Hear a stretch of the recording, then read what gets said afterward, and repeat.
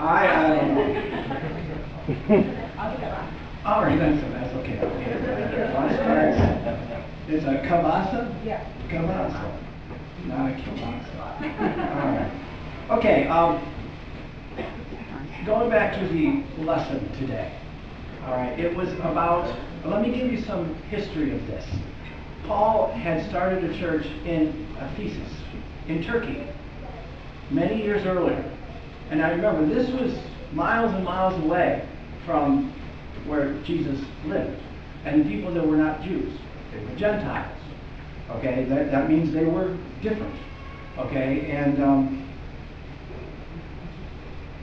what happened here is they were not Jews. And the Jews they had to look at this religion as theirs. It was their religion. Jesus was a Jew. He was one of us. Okay, it is our religion. And when they go there and they see these Gentiles, they're not like them. Okay, they're uncircumcised, they eat pork, they're unclean in the Jewish eyes. It had to be almost like two different races. I'm sure it was. And the Jews looked at these Gentiles worshiping in their church. I mean, yeah, it was in this other town, it was their church, and there was a problem. And it was, like I said, I'm sure it was just like a racial difference, even more so. It was difficult for them to worship together. All right, it was very difficult to sit at the same table, have communion together, and the Gentiles felt like they probably didn't belong. It was the Jewish religion. Jesus was one of them, and they probably felt as others, like outsiders, not part of the club, so to speak. You know, we don't know how this goes, and I don't know. I'm not saying the Jews were nasty or anything, but they felt outsiders. So somewhere about 20, 30 years later, after he started the church, when this was the problem, Paul wrote this letter. They think he wrote it from while he was in prison. Okay, and it was sent to the churches there. And what he said, for Jesus is our peace. In his flesh, he has made both groups into one, has broken down the dividing wall.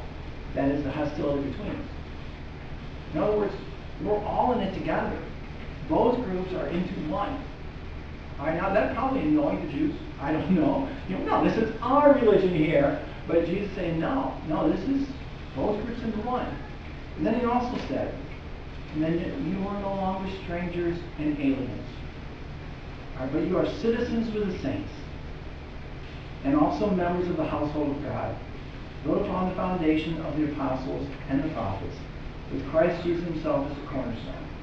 Think how the Gentiles had to feel. Paul said that. He was the one who started the church. And he's saying, you are citizens with the saints. You are one of us. It's all, you don't have to do anything right. You don't have to learn any rules. You are with the saints just like we are. Okay, now, a couple things. What's the definition of a saint? I always thought it was like, somebody really holy, much holier and different than me. And it depends on what definition of saint you have, but in catechism you learn a saint is someone just like you and me, who are followers of Jesus. A sinner who's been forgiven. As Martin Luther said, we are all at once saints and sinners. Okay, so it's someone in Jesus' family. Okay, someone in Jesus' family, someone in the household that Jesus sent out. What makes a good citizen? When you're a citizen, you belong to a particular country or community, and you are part of that. Okay, and you have a sense of belonging. Okay, if you are a citizen of this country, you feel like you belong. You are an American, and you are proud of being an American. All right. If you are a citizen of Pemberville, okay, you are part of Pemberville. If you're a citizen of Millbury, that's all I know like that. You're a part of Millbury. All right. Walbridge? Yeah, Walbridge. Okay. Okay, and you're a citizen of that, and you are part of that. You take on to a point the attributes of that.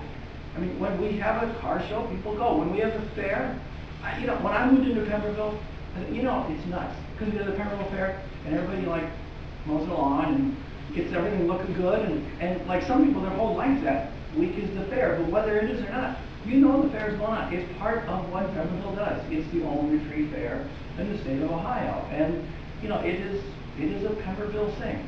And whether, like I said, there's things that are uniquely American, uniquely Ohio, uniquely Eastwood, uniquely Lake, whatever school district you're in. So when you are a citizen, you are part of that group. You are part of that group. What he said, you are citizens with the saints. You're part of the group of saints. I don't care whether you're Gentile or not. You are just as good as everyone else. And we have to remember that. Now, we don't have that problem today. We don't have Jews and Gentiles in our church. That's not the dividing we have. We have lots of other groups within a church. I mean, you think within the Christian church, or a Lutheran church, or this church, there's rich, there's poor. Or at least there's wealthy or less wealthy. All right? Those are two different groups. There's black, there's white. There's progressive, there's conservative. There's young, there's old. Those are different. You know, it is well documented that the most racially segregated time in America is Sunday morning at 11 o'clock. By far. It is the most segregated time of the week. Blacks go to black churches, Latinos go to Latino churches, whites go to white churches, etc. It is the most segregated time there is. I don't know if that's a good thing or not. It can't be a good thing, not necessarily a bad thing, but it's segregated in other ways too. I would guess that some churches are more progressive, some are more conservative. And if you're progressive, you go to that church. I mean, we understand that here. Some churches are mainly old, some mainly young. If you've ever gone to some of the churches that are made up of 25-year-olds, I wouldn't like that. I'm way too old for that. I don't go to that. So we've segregated ourselves. Now, Jesus, or Paul said that we are all citizens with the saints, but yet we've segregated ourselves. That isn't necessarily a bad thing. Okay, I remember LaVonda telling me what her other churches had been like. Okay, and you know, she had been to predominantly African American churches all her life till she joined us in Zion. And so, Mr. Morgan, they're nothing like this. They're nothing like this. And so, first of all, the pastor's wife always wears a big hat. That was the first thing she said. But they're nothing like that. And so, if we choose to go to different churches, that's not a bad thing. If I choose to go to this church rather than a traditional one, it's not a bad thing. It's only a bad thing if that happens because we are felt as if we are strangers or aliens, or if we are other. If people don't come to this church and other church because they feel different, then it's a bad thing. Okay, and that's what Paul was talking about. The Gentiles felt different. They were other people. They were alien to that church.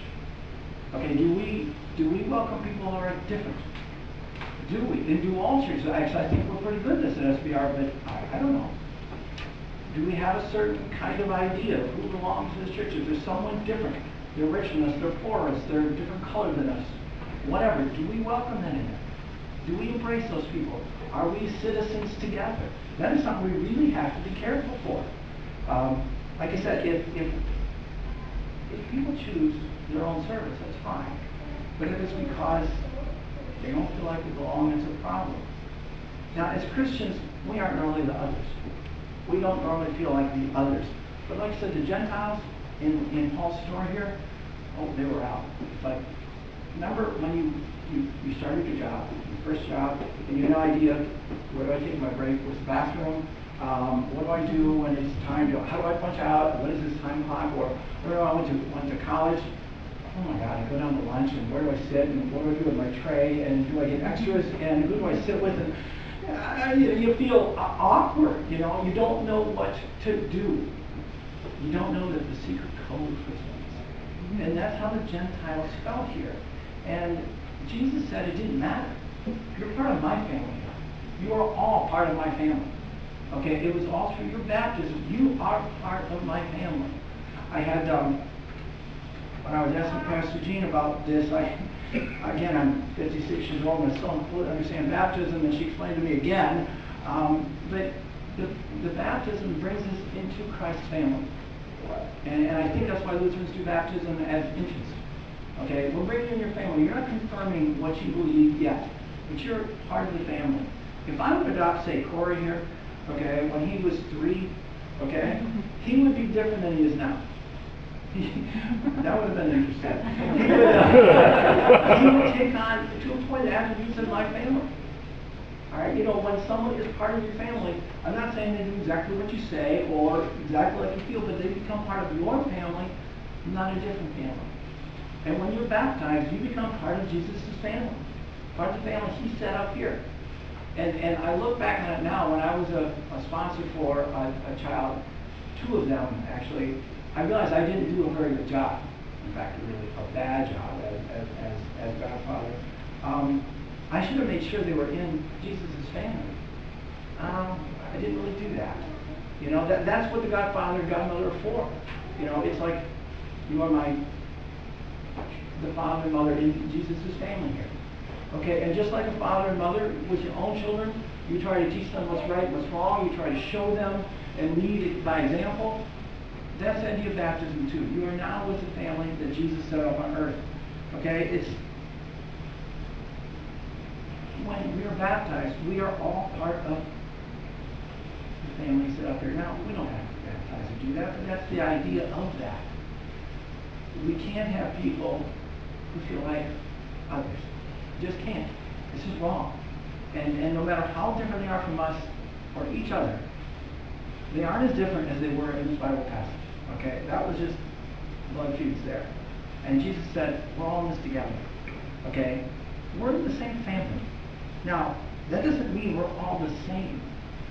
Okay? In this congregation, or any congregation, any church, people are different. I have 2 children, and sometimes I don't think they're related. You know, they are sometimes I see it, but they are so different. And, you know, they get along. They're 21, 24, they get along great, but they still fight sometimes. You know, we were on vacation, and Mary said, you guys are 21, 24, and we're still arguing, you know. But they love each other, and they get along. They're not the same. They have differences. We're not the same here. Some of us want to move quickly. Others want to really look before they do. I want to move soon, okay? I know I can't do that. Some want to be more careful. That's fine. Some like responsive reading. Others don't. All right, you know, but you know, it's not at all. But there's difference. Some like to save money. I like to spend it. All right, especially when it's not mine. But we can all work together and actually learn a lot from each other. Last week we had a meeting after church, and it was very nice because we talked about upstairs, and there's a lot of different thoughts on that, a lot of different feelings, but we were all in it together, you know, and people realized that this can be a good mission for us. And yeah, you know, there's things we're going to have to watch, and the finance committee made sure that I knew there was a budget for the startup cost, because I knew the credit card in my pocket, and I would have a tendency to spend whatever I think we needed, but no, I have a budget, and we all have to be careful with that. But we've got together, and we continue to do that. So differences aren't bad. We just have to be cognizant of each other, what the differences are, and respect each other for it. The differences are only bad if other people are other people. So if there's someone who, you know, I've done this. I've mentioned this before. Oh, let's ask so-and-so to our church. Let's not ask him. He's odd. You know, I don't mean to do that. Hey, they're part of the club. Jesus said so. So through your baptism, or through your belief anyway, you are part of my family. Whether you're odd, whether you're not. This week, the kids are down in New Orleans. And there are youth gatherings. There's 35,000 kids down there from all over the country. And the theme of this is Citizens with the Saints. I'm sure that when the organizers of this group, this youth gathering, saw what the lesson was going to be for this week, they were excited. Okay, Citizens with the Saints, and they're in New Orleans! The Saints, after all. Well, actually, the last one, a couple years ago, was Jesus, Justice, and Jazz, and I'm not sure it was named after the Jazz as Louis Armstrong or the basketball team. But actually, that's always weird how it happens. The Utah Jazz. Why is Utah named Jazz? Because they were from New Orleans. And when New Orleans team moved, they kept the name. I think, why are the Lakers called the Lakers? They're in L.A. There are no lakes in Los Angeles. But used to be in Minnesota. Anyway, I digress. There's nothing to do with it.